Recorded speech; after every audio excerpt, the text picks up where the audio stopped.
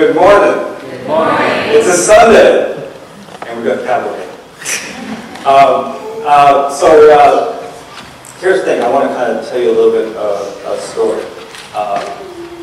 We all go through storms in life, right? We either came out of one, we're in one, or we're about to go into one. And it reminds me of earlier this year, Sarita and I were headed down to Houston to go see her family. And as we were down there, driving down there, we had no clue that there was a storm that was coming through. This is back in May, and there was this huge storm right on 45, real close to Corsicana, I think it was. And it started to really pour. I mean, it poured down really, really hard. I was thinking to myself, you know what, it's just a storm, it's just rain, it's not that big a deal. I've seen this stuff before, not a big deal at all. So we keep going, and it's raining, and it's raining, and it's raining. It does not stop, it is not relenting in any way, shape, or form.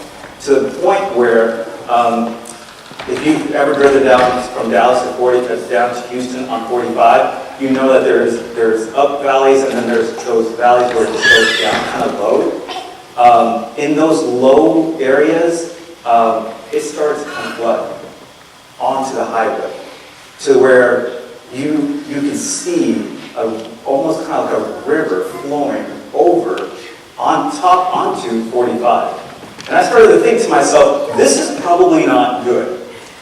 Not good at all. And as you've probably heard me say this in my previous sermons, this Indian boy doesn't know how to swim. Right?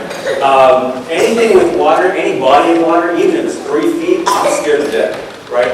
And so I'm driving on 45 headed down, and I'm thinking to myself, it's getting heavier and heavier. The wind is starting to really pick up. Sarita busts out her phone, and she's looking on the radar, and the radar just shows complete red.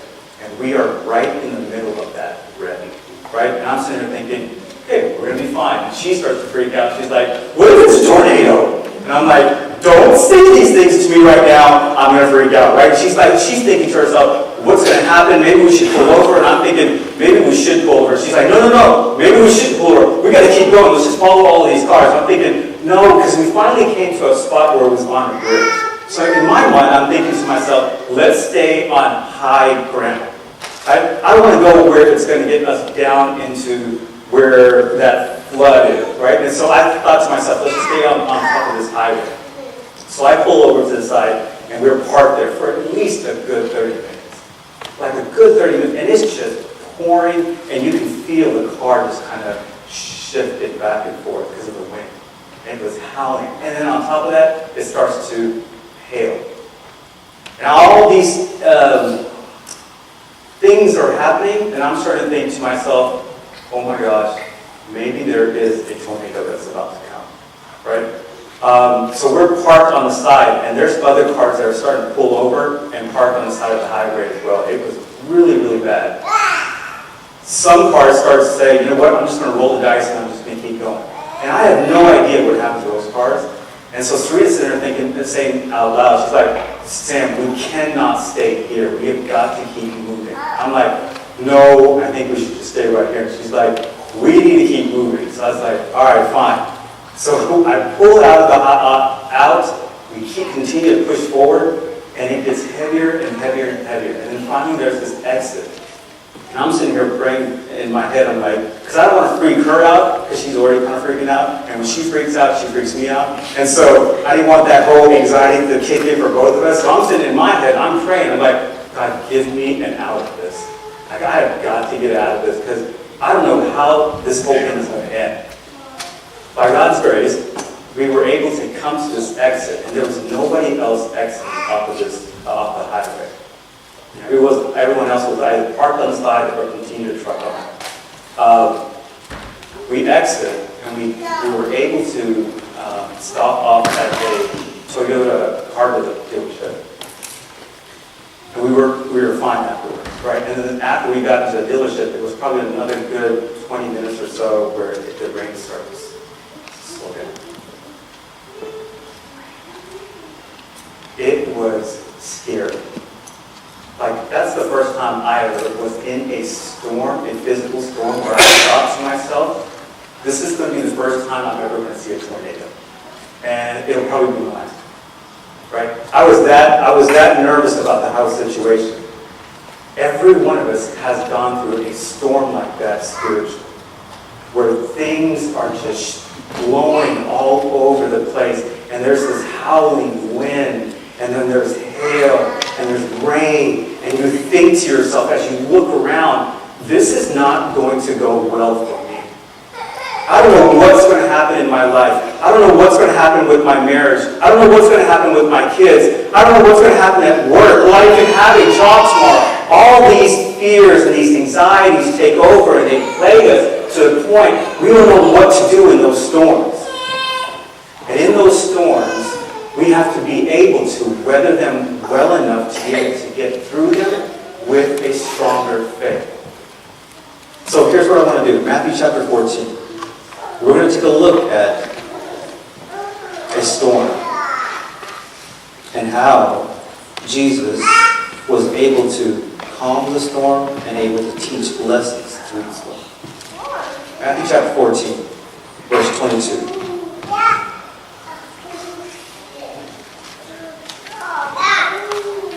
Immediately after this, Jesus insisted that his disciples get back into the boat.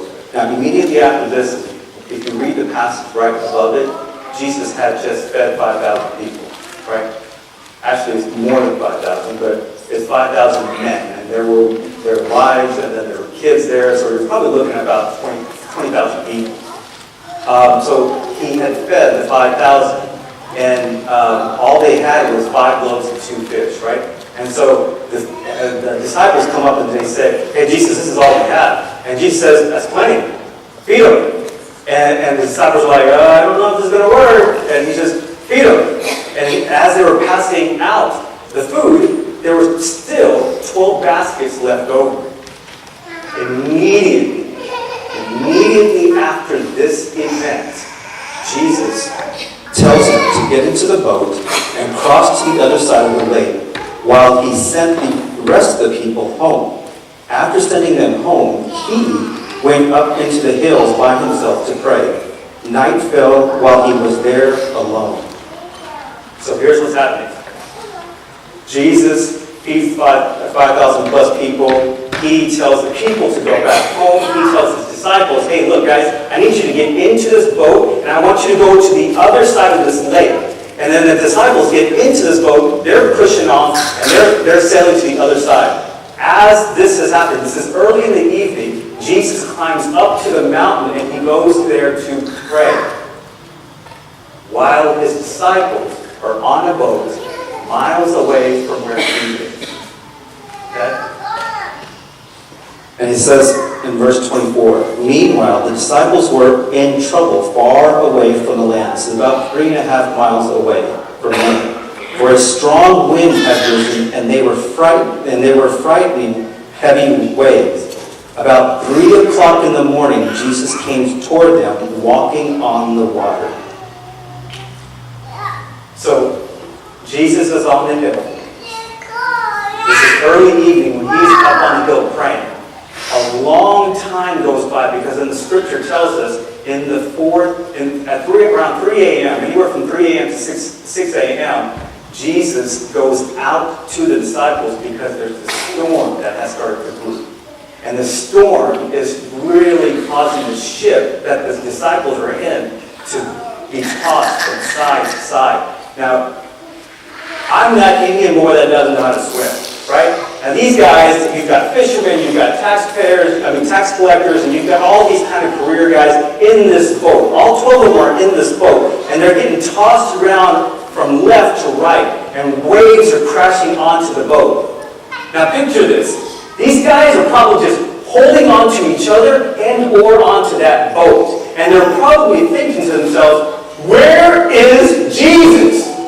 Why did Jesus send us into this boat when he's not here? Now how many times is that us?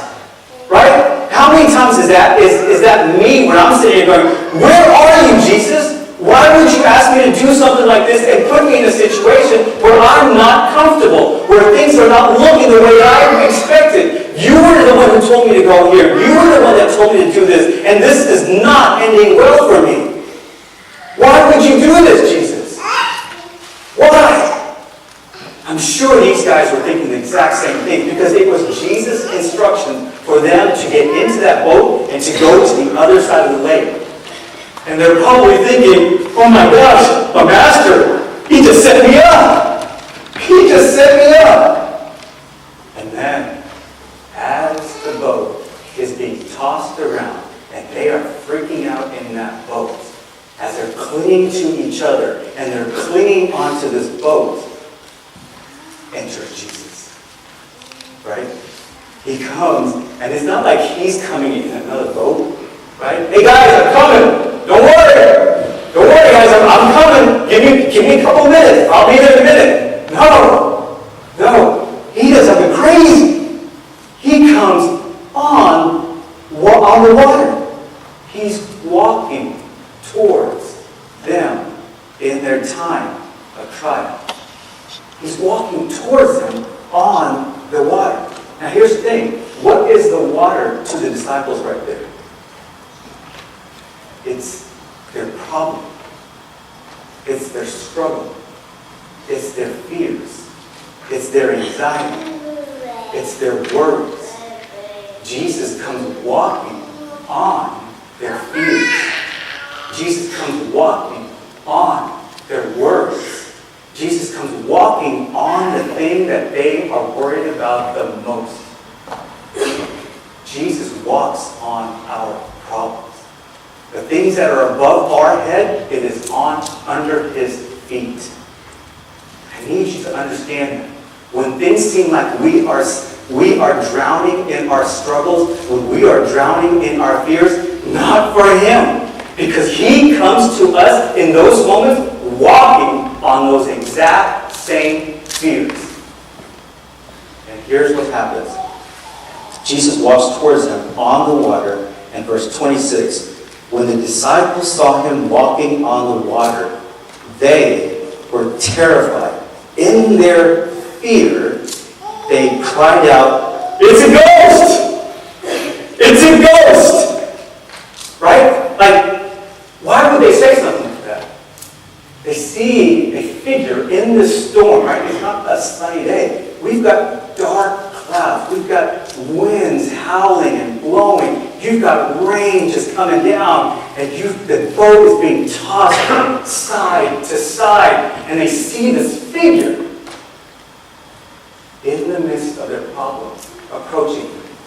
And then they immediately go to the fact that this is a ghost. Right? Why would they say that it's a ghost? Because their faith is still mature. They do not really see the person, and they see something that they're worried about. Their faith hasn't truly, completely matured. And Jesus understands this. And so he tells them this. But Jesus spoke to them at once. "Don't be afraid," he said. "Take courage. I am is here. I am is here." Now, here's the thing. I am. Right? Do you remember the last time we heard the I am? It was in Exodus chapter 3, verse 14. Moses comes up, or God calls Moses and says, "Moses, here's the thing. I want you to go, and I want you to tell the Pharaoh to free my people." And Moses is sitting there going, I don't know if you realize this, but I stutter. Right? I can't even get a complete sentence out. And when I do get a complete sentence out, it sounds like I'm repeating the same thing over and over and over. I'm not the guy for you, God. And he says, "You're exactly the one that I want. You're the one that I want to use. You're the one that's going to go to the Pharaoh and teach or show him that I am God, and you can enslave my people." And so Moses sits there and goes, "But then who am I going to tell that's saying all of this?" And he says, "You tell him, I am who I am. I am." God's calling card. I am. And in this section, in Matthew chapter 14, Jesus is saying, don't be afraid. I am is here. That same I am back then, I am is here right now. It's God's name. It's His name. Yahweh. Jehovah. The Lord. I am here. You have to make sure we understand this. We cannot have any kind of a depth of a relationship with God unless you know who He is and who He is to you. You have to understand His name, right? So, for example, there was one time when Sue and I, we were at home, and I was watching, I don't remember what it was. I think it was some sort of a sports game. And she came upstairs and was walking towards one of the guest room, and she saw something on TV. And as she saw this guy on TV, she walked by and she goes, "Hey, who's that guy?" And I was like, "What? Are you kidding me? You don't know who that guy is? That's this person." I don't remember the guy's name. I don't remember the show, the sports game, but I remember saying that, and I was like, "It's this guy." And I'll just say Troy, okay, just for purposes here. This is Troy Aikman. This is Troy Aikman. You don't know Troy Aikman? And she's like, no, I don't know who Troy Aikman is. I don't really care. And she keeps moving on, right? And I was like, how do you not know Troy Aikman? I mean, he's a legend, right? It's the same thing for us. For those who know who God is and His name and who He is in our life and what He has done, we are in awe of Him. We are blown away by Him. And we are just engrossed in His deity. But somebody who doesn't really know who God is, when you say the name Jesus, okay, all right, Jesus, right? All right, yeah, I've heard about Him in that book that everybody calls the Bible. I've heard about all these things that He talks about. Yeah, he's a good guy. He's a good teacher. He's a great philosopher, actually. Right? It's how you see Jesus that determines how much of a faith you have in this object that you're putting your faith in. So this object of your faith, if it's something that's just kind of like, oh, okay, it's just Jesus that I've read about, then when the storms come, you will get tossed around. Because you will never go to this object of your faith that is much bigger than what you make him out to be. His name is extremely important. Now here's some names of God. El Elyon, the God Most High. El Olam, the everlasting God. El Roi, the God who sees. El Shaddai, God Almighty. Elohim, the Creator. Yahweh, the self-existent one. Yahweh Nisi, the Lord my banner. Yahweh Raha, the Lord my shepherd. Yahweh Rapha, the Lord that healeth. Yahweh Shalom, the Lord is peace. Yahweh Shammah, the Lord is there. Yahweh Jireh, the Lord will provide.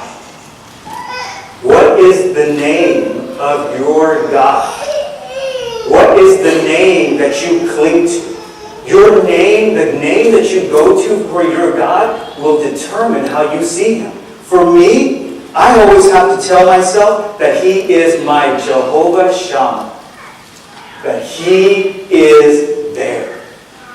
That in my times when I am getting tossed around, when I am struggling in my faith, when I am questioning certain things, when I have certain doubts, I have to tell myself, my God is there. He's always there. He's always been there. The name that you give Him is important. The name that He has is extremely important. He is Yahweh, Lord. What do you call your God? What do you call Him?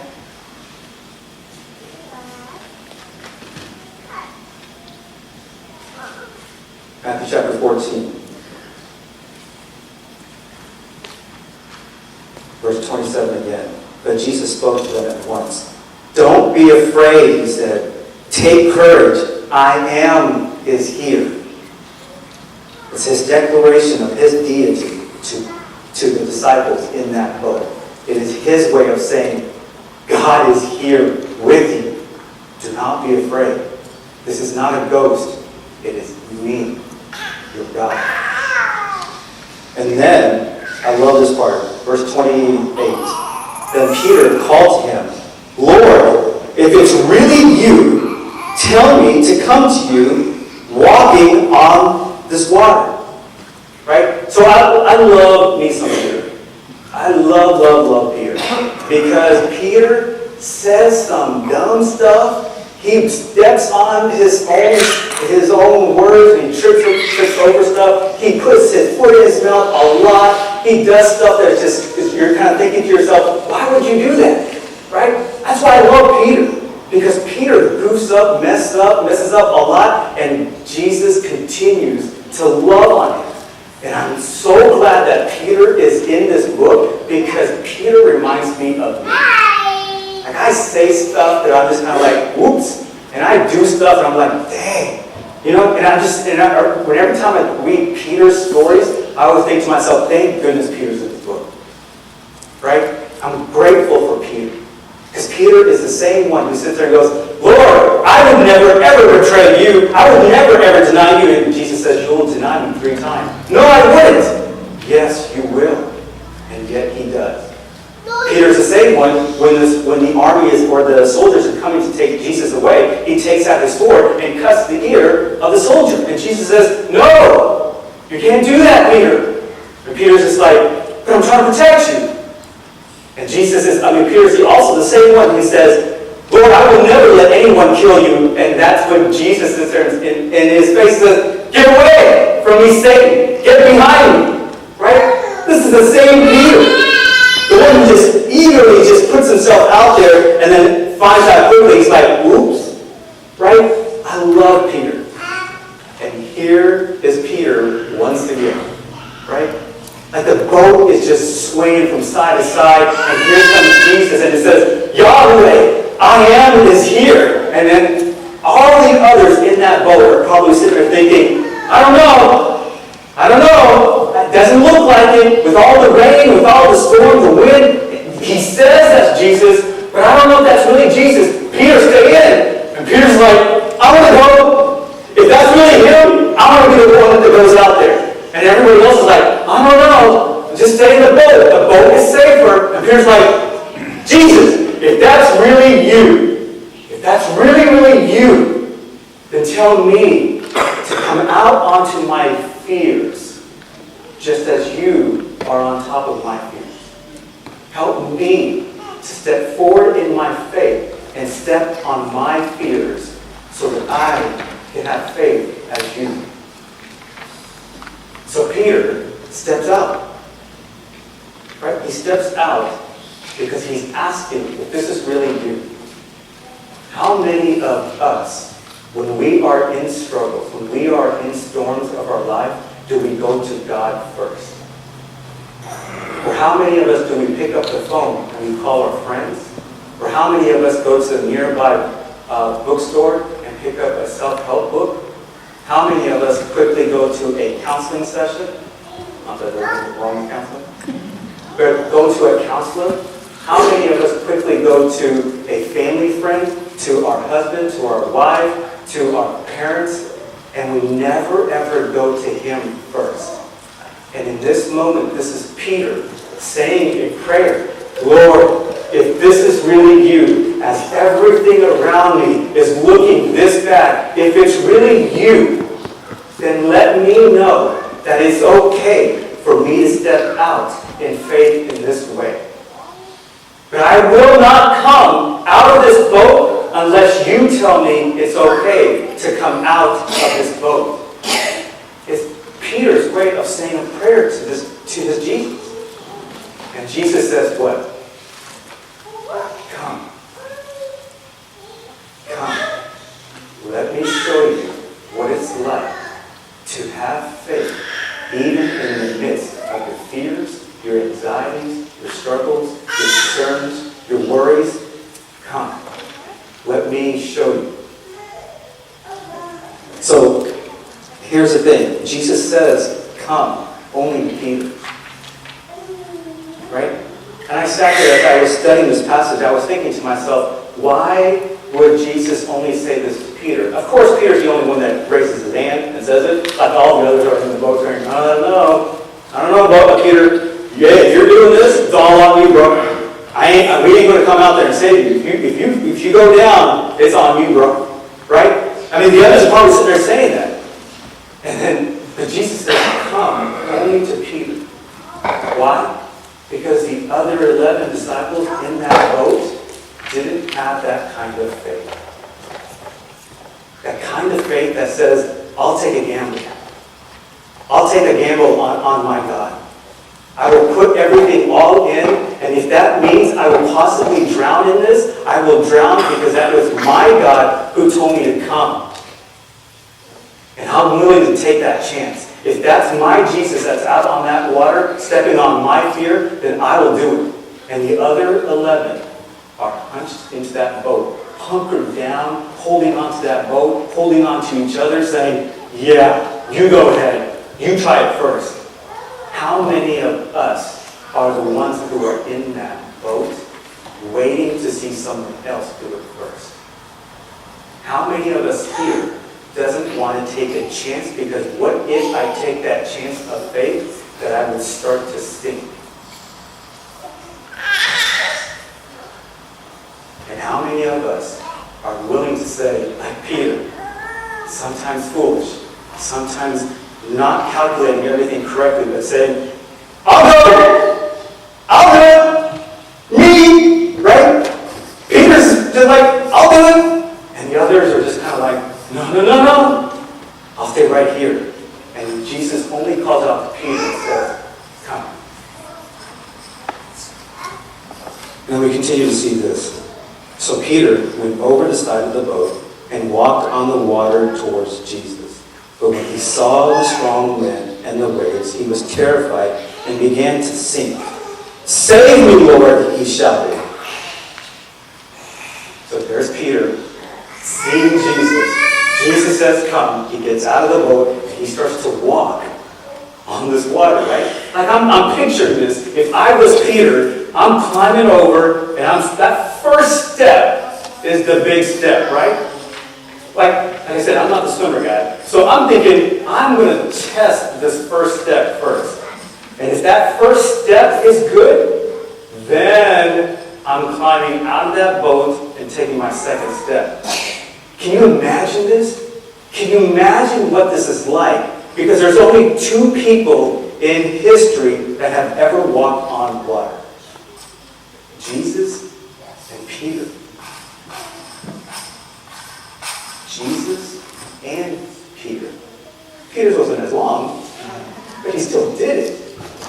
Right? So Peter takes that first step, and then he takes that second step, all the while he's looking at this Jesus kind of like, we're good, right, Jesus? And Jesus is kind of like, yeah, we're good. Keep coming. I'm right here. Come on. It's good. Come on, Peter. You got it, Peter. You got it. Good for you, Peter. Come on, Peter. And Peter's just kind of like, yeah. Okay. And then what does he do? He immediately takes his eyes off of his God. Takes his eyes off of God and starts to focus and get distracted by the things around him again. Because back in the boat, he was only seeing what his eyes were showing, which is the wind, the storm, the gale winds, the ship being tossed around. He was being distracted, and he and his disciples saw a ghost. Saw a ghost. And in this moment, he sees Jesus, his Yahweh, and he starts to walk, but then gets distracted as he looks around because he's getting pumped up. He's getting puffed up in himself, right? He's possibly like, hey, I'm doing this. I'm doing this. Hey, guys, I'm doing this, guys. And he just looks around and he gets lost because he took his gaze off of Jesus. In our lives, we will encounter storms. In those storms, if you take your eyes off of Jesus, if you take your eyes and off of him in any way, you will start to experience what Peter did. He started to sink. And in the process of sinking, and I'll be honest with you, I have sunk a lot. In my life, I've sunk a whole lot. Right? And many of you know that in our marriage, we struggled, Serena and I. We struggled in our marriage, and it was in those years I took my eyes off of God. I'll be the first one to admit it. Shoot, Serena will back it up. Right? I took my eyes off of God. And I got more and more into what I wanted. Well, this isn't fair. Why is this happening? Well, why isn't she doing this? And why isn't she doing that? And why is he saying it this way? Well, I need this, and I need that. And I took my eyes off of God. I took it off of him. And I started to sink. And for me, it was sinking further and further into hopelessness, discouragement, and in some form of depression. I was getting more and more hopeless of our future, of my future. And I started to sink.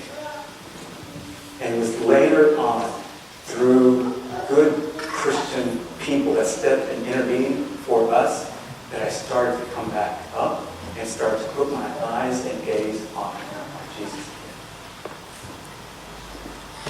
Where is your gaze when you are in the middle of your storm? Because if you're going to look around at your circumstances, situations, and people, and places, and things, you will start to sink. You have to keep your faith strong. You have to be even more intentional about this. You have to be that much more intentional about this. Community is extremely important. The Word of God being in it is extremely important. Your prayer life is extremely important. But those are the things that we tend to kind of push off to the side and say, yeah, later.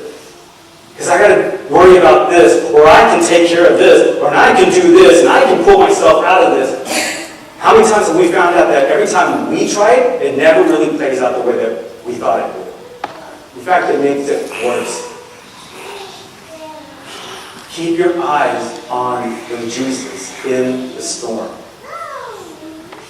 Then we see this. Jesus immediately reached out and grabbed him. You have so little faith, Peter, Jesus said. Why did you doubt me?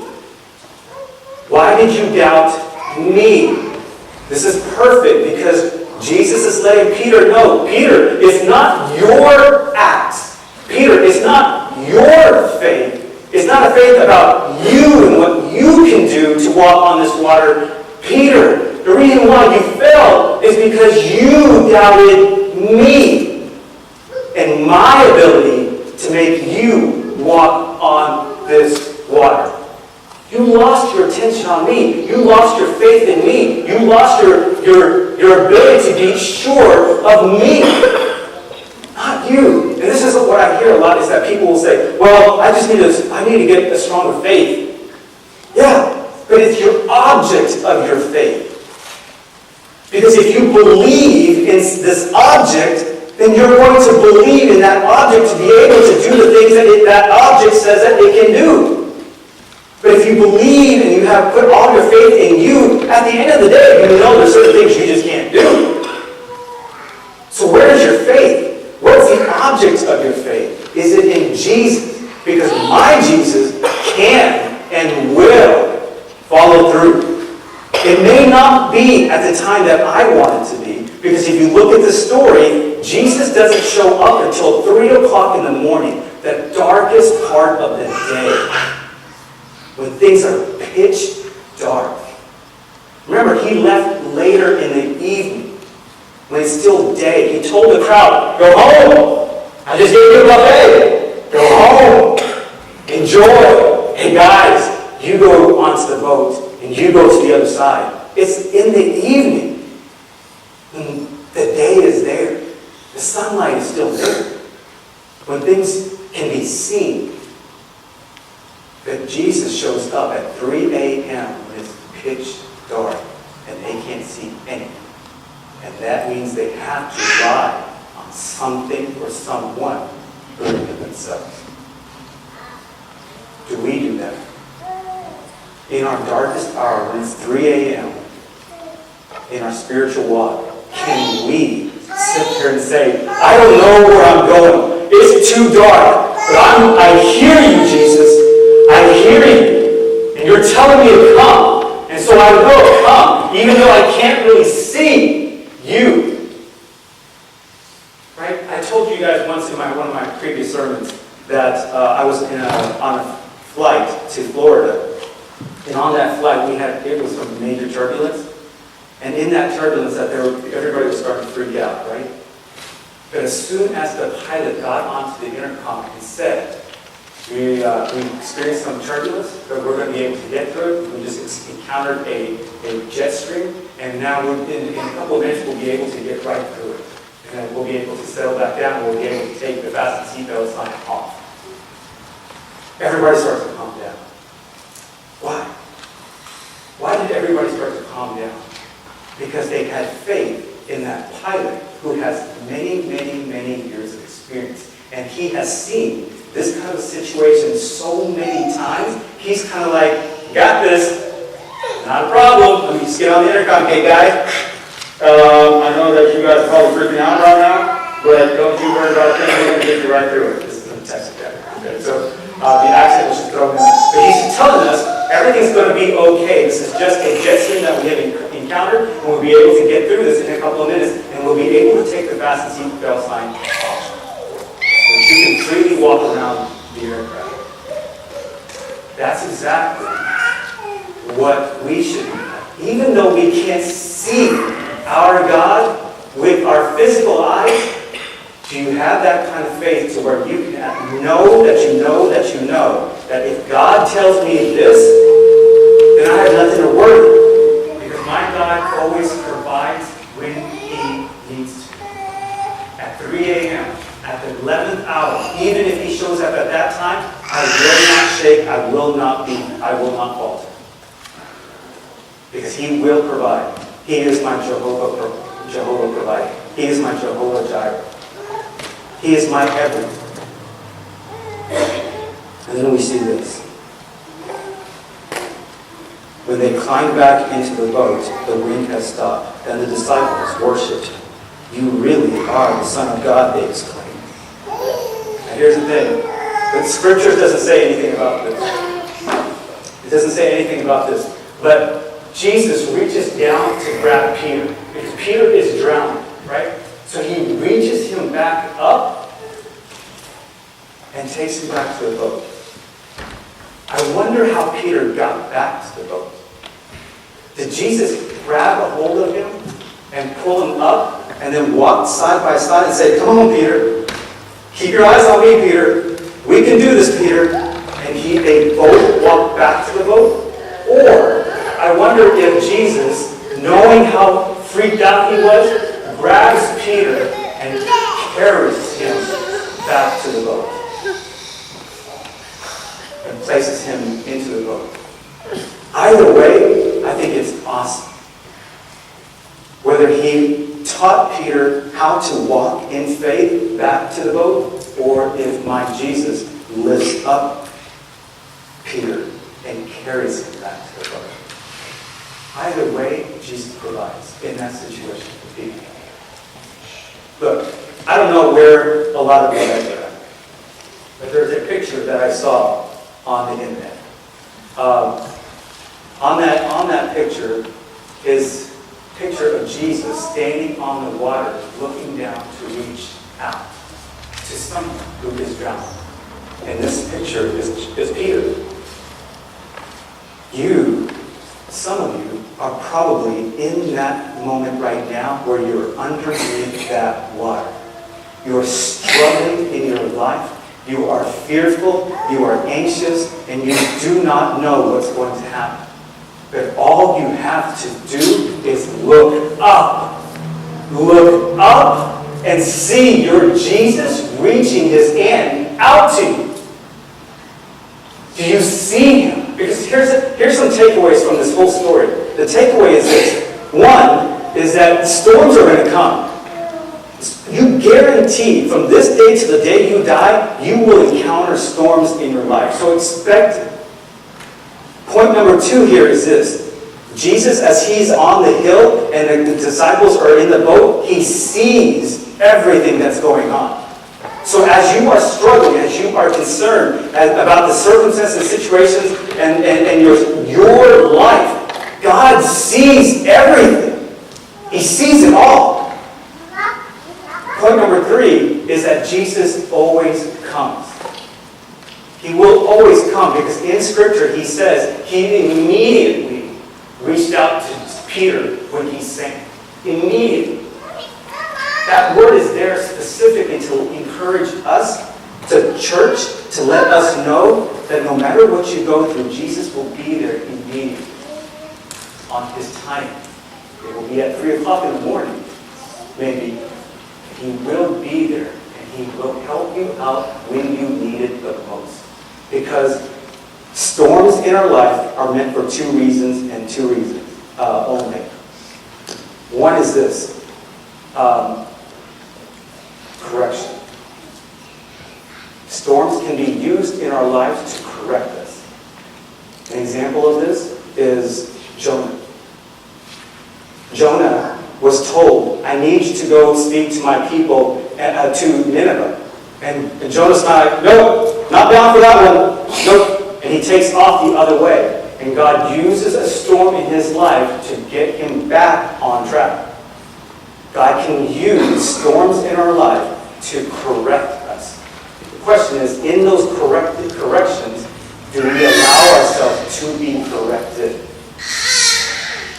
The second thing that storms can do is to mature us.